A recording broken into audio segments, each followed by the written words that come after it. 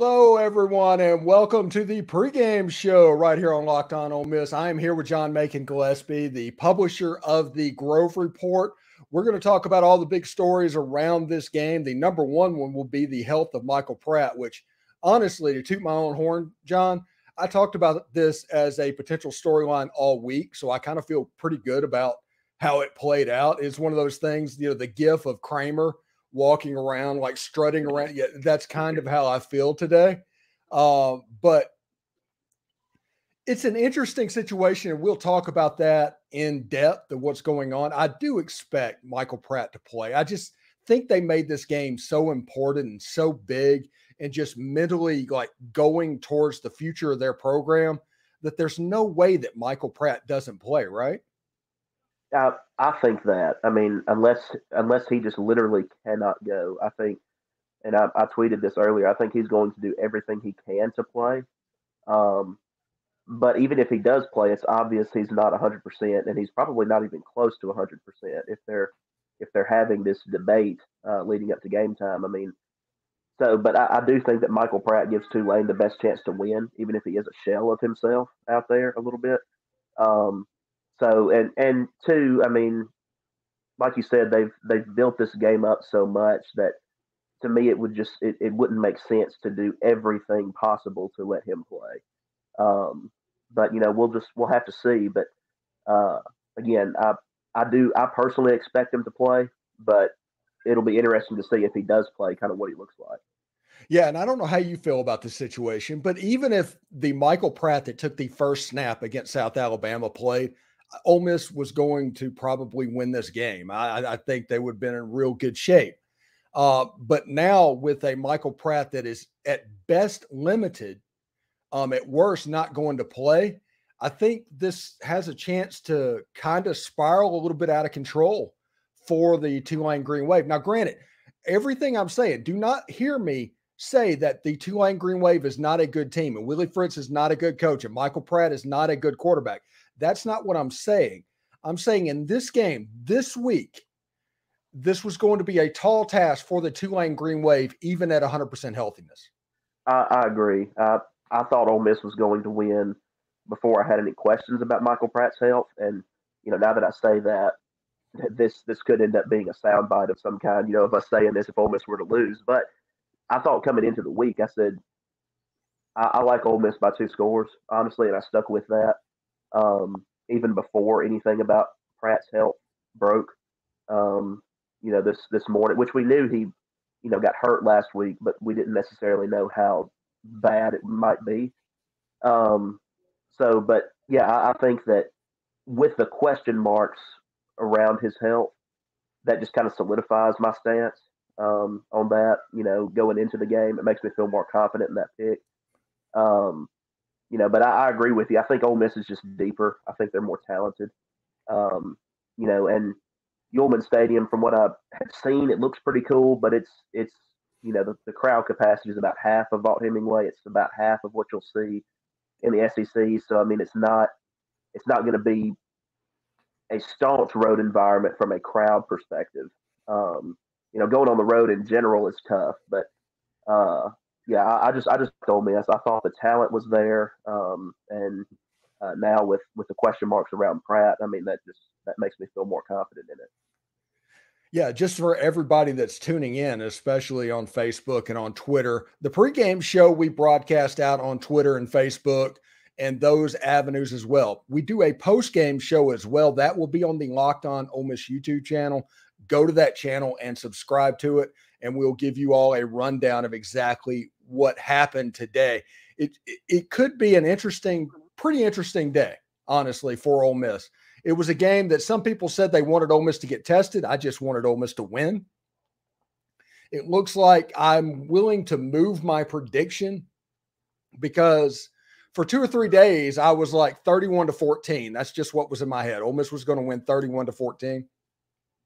Minus Michael Pratt, it probably goes 38-14. That's the direction I would probably move it. And I think the reason I say that is Ole Miss's offense is probably going to do about the same as they would against the Tulane defense. I think they get a turnover or something happens that allows them to capitalize pretty easily. Yeah, and I don't remember exactly the score that I gave in my prediction piece that we ran on the GroveReport.com this morning, but I think I had Ole Miss by 14. Um, I didn't change it after the stuff with Pratt broke. I didn't change my score prediction, but I would lean to the 17 to 21 range probably now. If he especially if he doesn't play. If he does, he's still not going to be 100%. So that's obviously in Ole Miss's favor. But yeah, I do think that when that broke, we did have some guys on staff go in and shift some things around a little bit. Everyone picked Ole Miss to win, but some guys did go in and change their score prediction afterwards, which is fine, I guess. But it makes sense because it's a big impact in this game, and I mean it's really the biggest storyline leading up to kickoff now in about an hour. So he kind of is Tulane this year. There's no Tyjae Spears walking through that door. They lost their backup, who was I think he went to Florida. He was their backup running back from last year. So Tulane starting from the run game from scratch. Michael Pratt is probably the second best runner on the team. That won't be the case today, no matter what happens. If you remember what Bo Wallace went through in 2014 after he got hurt against Arkansas, remember what he looked like against Mississippi State. Also remember they beat Mississippi State that day. But remember what Bo Wallace looked like and how he played and how a sprained ankle can affect everything. I think Bo Wallace was still hobbling on that sprained ankle against TCU in the Peach Bowl a month later. He was. And unless I'm mistaken, and this is maybe somewhat off topic, but this is more of a credit to Bo Wallace there. I'm pretty sure he had a rushing touchdown in that game too against Mississippi State. But you could tell, I mean, even in the pocket from in that game that he wasn't 100%. And I mean, a lower body injury for a quarterback, that's not just going to affect your running ability. I mean, it affects your mechanics because so much of your passing mechanics comes from that lower body. So, I mean, and two, I mean, there's the mental factor of it as well that, am I protecting this leg too much, when I feel pressure or something like that. So, it's definitely a factor. I think a lot of people think that, oh, it's a quarterback, he's still got his arm. Well, he does, but so much of the game today has to do with your legs, even in the passing game. So, and that's definitely the case for Michael Pratt. In a situation where Pete Golding, some people are going to complain about the Ole Miss defense because of that first play, but after the first play, there was not even a factor from Mercer in week one. So at best or at worst, it's an incomplete. And this game, if you remove explosive plays, and explosives were such a big part of the Tulane offense versus USA. And if you take those away, Tulane's offense was about 49 plays for about 260 yards. They averaged about 4.5 to 5 yards a play. Nothing that's scary. It seems like the standard operating procedure in this game is going to be that just eliminate explosive plays and make Tulane drive the football. Exactly. I agree with you 100%. And again, going back to our previous point, Michael Pratt's injury, how does that affect their ability to create explosive plays? And that had to be the focus for the Ole Miss defense coming into this week was, limiting explosive plays or preventing explosive plays, I guess you should say. Because I mean that was a large part of their offense a week ago. And two, I mean that's something else in Ole Miss's advantage that regardless of exactly how good or how not Pete Golding's defense is, there's more talent on that side of the football at Ole Miss than there is at South Alabama. I mean, I feel like we can pretty confidently say that. So looking at that and limiting those explosive plays, that's that had to be the focus. But I do think Ole Miss is in a pretty good situation to be able to do that today. And in just a second, we're going to talk about what we expect from certain players and things like that and give our predictions. Before we get into that, I'm watching the Nebraska-Colorado game right now, and I just think it's absolutely bizarre. There's just two questions. First of all, Nebraska looking at Iowa and is like, hey, I want that offense. And the second thing is like, hey, Jeff Sims, he's the perfect guy for our system. Those two questions, it just makes me wonder, what is happening with the Nebraska Cornhuskers at the moment. Oh, and Big Game Boomer also said on Twitter, is like, what does Nebraska have to do to be elite again? And I was like, invent a time machine. Yeah, that's right. Pretty much, yeah. I'm in the other room. I'm not in front of the TV, but I have been watching that all morning. What's the score right now? Is it still 13-7? It's 20-7. I think Colorado's about to kick a field goal. Colorado, their offense does not look good. It's not dynamic. It's not what it was against TCU. The sounds you heard gasping was TCU fans like thinking about their defensive coordinator and what happened, because Nebraska's just completely shut them down. They just have no offense. I mean, the turnovers, like 2 shotgun snaps just got dropped and Colorado recovered. It's a mess offensively for Nebraska. It is. And I liked Colorado coming into this one. I don't think they're legit. Like, I don't think they're very good. I do like Shedeur Sanders. I have stood by him since he was at Jackson State. I do like his talent. But outside of that, no, I don't think they're a great football team. But I just knew Nebraska looks like a mess still, and poor Matt Rule right now. But I did like Colorado coming into this one, but it wasn't so much because I'm a big fan of what Colorado is doing. It's more so that I'm a big fan of what Nebraska is not doing, I guess, is the way to phrase that. Because they do not, they don't have it right now. And maybe Rule can be the guy to eventually turn them around, but right now it is just, it's bad.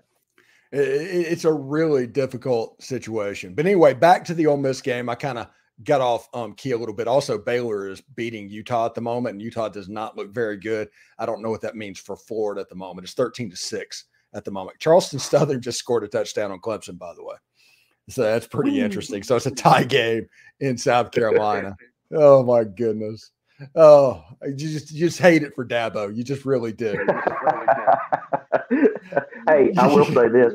I jokingly tweeted when Duke was going to play Clemson, talking about the Duke's cool helmets. I said Blue Devils by 90. I actually did think Duke had a really good shot to win that game, and they did win the game. So maybe I'm somewhat of a prophet. I don't know that yet, but we'll see. The biggest fan watching Clemson football right now is Mike Norvell, honestly. Oh, my goodness. Yeah. So if you look at this football game and the Ole Miss Rebels going down to Yulman Stadium to take on the Tulane Green Wave starting in about an hour. If you're tuning in right now, thank you very much for doing that. We'll be doing a post-game show on the YouTube channel immediately after the game. But the players that I am looking to take a step and to play well, I have said all week that Jackson Dart was a key to this game. And I am a Jackson Dart believer. And I mean, everybody makes fun of Deion Sanders about do you believe in what he did. I've been on the Jackson Dart train for a while. And I think against Tulane, as decisive as he was, at the way he drove the ball down the field, if his decision-making gets a little bit quicker, so whenever things get faster and the results do not go down, I think you will see a Jackson Dart that is the number 3 quarterback in next year's NFL draft. That is what Jackson's ceiling is right now. Yeah, and I think, man, and I do say this with a grain of salt because it was Mercer a week ago. But take the opponent off the field. Don't even think about who he was playing. I have said since the spring he looks different. Okay, in a good way. That he looks more poised, more comfortable, more or quicker with his. Yeah, right. Like, I mean, it's that kind of jump. Yeah. And he just looks better, and I think that will continue this week. And if he has another big game today, like he did last week, people are going to start taking notice because I think that some people are like, okay, it was Mercer, blah blah blah, but his physical stuff at the position is what impressed me the most. And yeah, if he has another day like that, people are going to start noticing elsewhere outside of Oxford. Yeah, if you take Mercer off the field, it's just routes on air to where they're running plays and doing the stuff that they do on Thursday pre-practice. And you saw Jackson Dart playing that confidently. You saw Jackson Dart driving the ball the way he was, just the way he went about playing the game. You could tell that this was a different animal than Ole Miss normally has had at the quarterback position. Of course, recently, it's kind of the same animal Ole Miss has had at the quarterback position, but you know what I mean? It's like the signs, even if you take Mercer off the field, it doesn't matter. This looks different. Yeah, I agree. And I had this conversation with someone, I don't remember who it was last week, that, oh, it was Mercer, yada, yada. But I said, it's difficult to score 73 points on anybody. It's difficult to do that on air, I think, sometimes. So only three teams in the history of the SEC have had openers that scored more points. And there's a lot of good teams that have been in the SEC in the last 90 years, and they've been a lot worse teams than Mercer played. So, I agree. Yeah.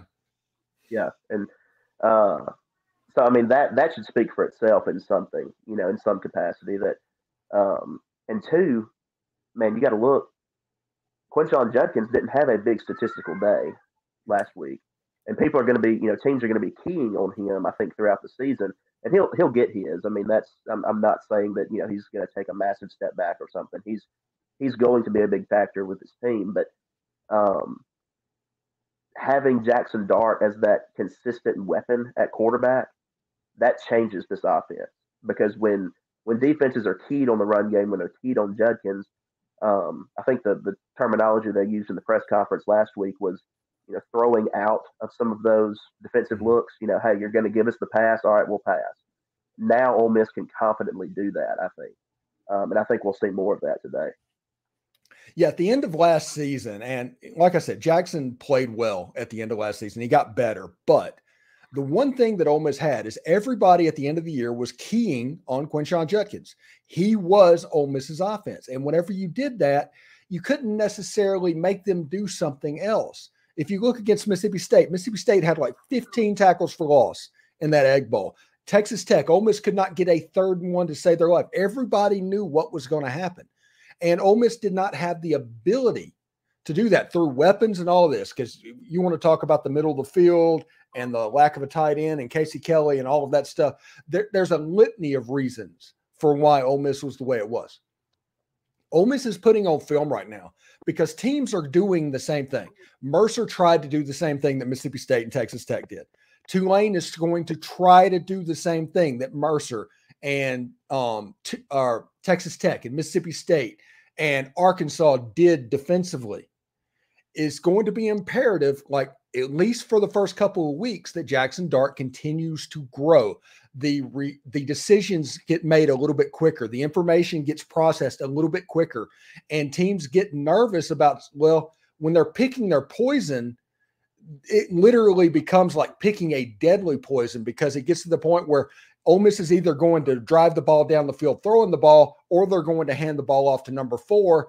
And honestly, we just need to hope we guess right. It's like a Tecmo Bowl situation on a play, because remember on Tecmo Bowl, where if the defense called the play, the offense was pretty much screwed. That is the goal, to be a best case scenario for Ole Miss football. And I'm kind of excited about where this offense can go. And I've talked about it being possibly elite moving forward because of that. But think about this. For Alabama, we should have a tight end come back, another weapon that was going to be a weapon on this team. Zachary Franklin is working out on the side now, and there's a chance he might play against Georgia Tech, at least back for Alabama. That's 2 weapons that are going to come back on into the fold to go with Jordan Watkins, to go with Trey Harris, who, by the way, looks like pre-injury Laquan out there, the way he moves around. And then you have the best running back in the country. And there's just so many weapons, and I don't think Ole Miss fans are even used to what this could be. Yeah. And again, the grease that makes the machine go, in my opinion, right now is Jackson Dart. Okay, I think you hit the nail on the head with all of that. That especially early in the season, while defenses are still keying on Judkins so heavily, and they probably will to an extent throughout the year, but Dart has to continue to show that positive trajectory. And if last week was any indication, I think he's going to do that. We'll see what he looks like today, but I expect another big day from him. I really do. I said that in my prediction piece. I said that even if Pratt plays, I think Jackson Dart outguns him. A healthy Michael Pratt. Um, that's just kind of my gut feeling based on what I saw a week ago. I think if you want to look at how this game is going to go and ways that maybe Tulane may go into this, let's say Michael Pratt is not 100%, which, I mean, that's almost a consensus at this point. So even if he plays, he won't be there. I expect Tulane to empty the chamber in this game, for lack of a better word. I think they're going to try and hit some explosives. They know that they have to get the ball out of Michael Pratt's hand quickly. I think Ole Miss needs to man up on defense, and I don't mean that as in toughen up. I mean they need to play man-to-man coverage, play tight, blitz the quarterback, because Michael Pratt's only going to be consistently on one spot. Eliminate explosive plays, play one, maybe two men over the top, and if that happens, I think this defense can cook a little bit. I agree, and I felt pretty good about where the defense was coming into this week anyway. Man, again, you throw in an injured Michael Pratt, and that's the difference right now. I think that goes from, okay, the defense having probably a pretty good day, I think, to they could have an elite day. I just saw a comment in the stream. Yeah, Chauncey just said Pete Thamel said that he's not playing. He's not warming up 45 minutes before kick. And honestly, if this is the case, and I talked about this on Thursday or Friday's show, I forget about which one we did it.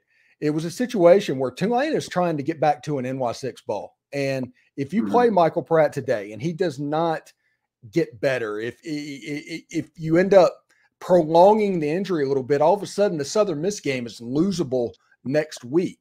And if you lose that game, your New York two losses by a G5 team, New Year's Six is basically out of the cards. Yeah, it's smart in this case. Ole Miss might win this game 50-10 if he doesn't play, but that doesn't matter. That's not your goal. Your goal is the American Conference Championship. Your goal is the NY6. If you're playing those goals, you don't need to get lost in the fact that you don't need to get lost in the fact that this is the biggest game in your history and all the hype that got built up in this game. It's like, no, you need to make a smart decision and the best one for your program. And the best decision, honestly, for Tulane is not beating Ole Miss. It's getting to the Peach Bowl or the Fiesta Bowl or something like that. That is going to be more important. And if Michael Pratt gets as a stationary target with this front seven that Ole Miss has, I just don't know if it would be smart to run him out. And Paul, just a second. Paul Haney says that he's showing up as Facebook user. This is Paul Haney. Appreciate it, Paul. Yeah, for whatever reason, Facebook's comments doesn't come over. Thank you for identifying yourself. If he doesn't play, if that is true, and he doesn't play, which I mean it looks like that is true. It is probably the best decision for the health of the program this season, I think, for Tulane. Not just for Michael Pratt's future health and pro stock or whatever, but you do need a healthy Michael Pratt moving forward past week 2. Okay, so sitting him, if it is that big of an issue, sitting him is probably best because you're going to need him. In those conference games and to win your conference and, like you said, to get to an NY6 bowl potentially. Because I mean, without him, if he's on the shelf for a long time, that changes his team. Michael Pratt is Tulane. Tulane can go to a New Year's Six bowl with Michael Pratt. Tulane cannot go to a New Year's Six bowl without Michael Pratt. And this isn't even coming from being an Ole Miss fan in this situation for this game, because honestly, Ole Miss fans will tell you that they wanted Michael Pratt to play in this game. Ole Miss fans expected to win this game regardless, and they wanted the test getting ready for Alabama and LSU and all those games coming down the road. This is for Tulane, because if you've listened to my show, you know that if I have a second college football team, it is probably the Tulane Green Wave. So I'm wanting them also to do what's best for them. Now, and I root for Ole Miss over Tulane all day, every day. But as far as Tulane against everybody else, I'm rooting for the Green Wave. Yeah, I mean Tulane's cool, right? I mean, like it's they got cool uniforms. I mean, it's New Orleans. I mean, it's Angry Wave is uh, the best logo in college football. it's incredible, right? I mean, it's Mm. awesome. And like New Orleans, they've got kind of a. I think their school culture is kind of similar to Ole Miss too. Kind of that really southern, quintessentially southern type school culture. So I mean, it's cool. I've always thought that Tulane was a cool place. You picture the Tulane law grad being like the prosecutor in My Cousin Vinny. or in a John Grisham novel or something. Yeah, something like that. Yeah. So I see what you mean a little bit. Yeah. So it's one of those situations. If that's happened, it's changed, honestly, precipitously. Like I said, the prediction's going to go up just a little bit. The way that oh my gosh. The quarterback for Clemson just threw the ball up in the air to nobody except a Charleston Southern defender who just ran it back for a pick six. They're now up 14-7 on Clemson. Ooh, fun. Okay. Oh my, sorry, that just really distracted me because it's literally one of the worst passes I've ever seen in my entire life. Cade Klubnik, he's turned into the new DJ Ugalele or whatever his name is. And obviously DJ was, Uyunglele. He was not the problem. Apparently not. Yeah, because he and looked Colorado pretty good at Oregon State. Oh yeah, good. Okay. Pro Football Focus also just came out and said that Pratt is out today. So again, Ole Miss fans probably wanting to play. Tulane fans desperately wanted him to play. It is probably best for the Tulane program that he does not play. Yeah. Unfortunately, that's the way it is. Anyway, everybody that's listening to the show, you can catch the Ole Miss home team broadcast on SiriusXM channel 190 or the SXM app. Searching Ole Miss Rebels, the Locked On Ole Miss podcast is there. Tune in after the game, and me and John will be here to tell you about what we saw in the post game and to give our stars and everything that's going on. Hopefully, Ole Miss looks fairly well. I cannot believe that pass by Cade Klubnik. That's terrible. That's like 7-year-old playing Madden pass. It was terrible. It's awful. So it's absolutely nuts. So tune in for that on the YouTube channel. We'll be streaming there. Should be a lot of fun indeed. I hope it's a lot of fun. John, thank you very much for joining us today. Everybody enjoy the football game, and thanks for stopping by. And we'll see you after the game. All right. Appreciate it, Stephen. Looking forward to it. Thank you. Take care.